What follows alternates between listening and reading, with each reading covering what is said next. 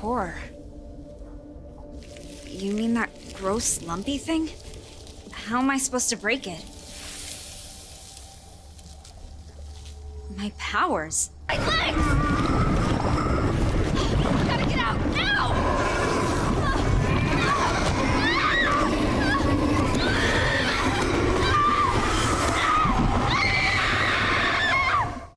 Welcome to Shonix Gaming, and today I will be sharing a few details on Resident Evil's Shadows of Rose expansion. So Resident Evil Village came as evidence that Capcom is not afraid to change the types of enemies in its survival horror genre that they offer. So DLC Shadows of Rose is another proof that the publisher is doing the very same approach to its main character. Rose Winters, the daughter of Ethan Winters, may employ the same weaponry that her father grew accustomed to, but she possesses a superpower that will serve as a solid foundation for the sequel to the 2021 Game of the Year. This could show a superb horror gameplay, but with a twist.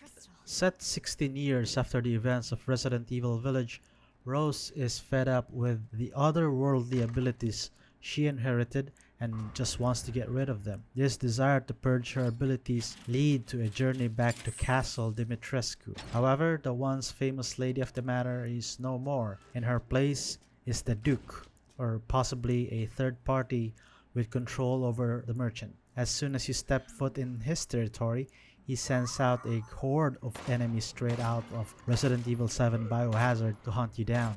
So there's this goo which comes out of the ground in big piles, which turns out to be the biggest difference between the Castle Dimitrescu you saw in the base game and this game's Castle Dimitrescu. It has the same layout, but the hallways are blocked and the black liquid that covers most of the grounds will swallow you whole.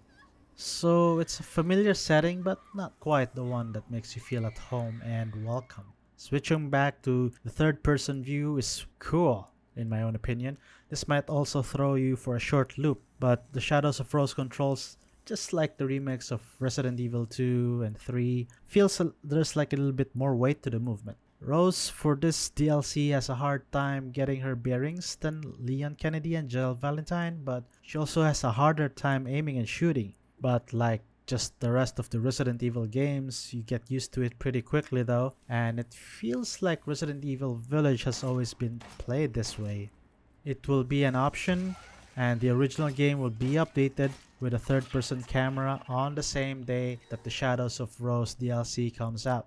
In this DLC, there is another supernatural mechanic that doesn't come out of Rose herself but from the world around her. Throughout the demo game, there's this unknown being that talks to Rose through messages written on walls and other things. This entity tells her about dangers, gives her hints about what to do next, and even brings her bullets and herbs. We don't know exactly who or what this is, so it's like something that will be explained further in the story, and I just can't wait to learn more about this interesting little feature. So with these powers and game mechanics, you should be able to settle into the familiar pattern of shooting, looting, and surviving that comes with any modern Resident Evil game. With the same map and inventory system as the base game, it's business as usual as you search through rooms to find items, clues, and puzzle pieces to help you reach your goal.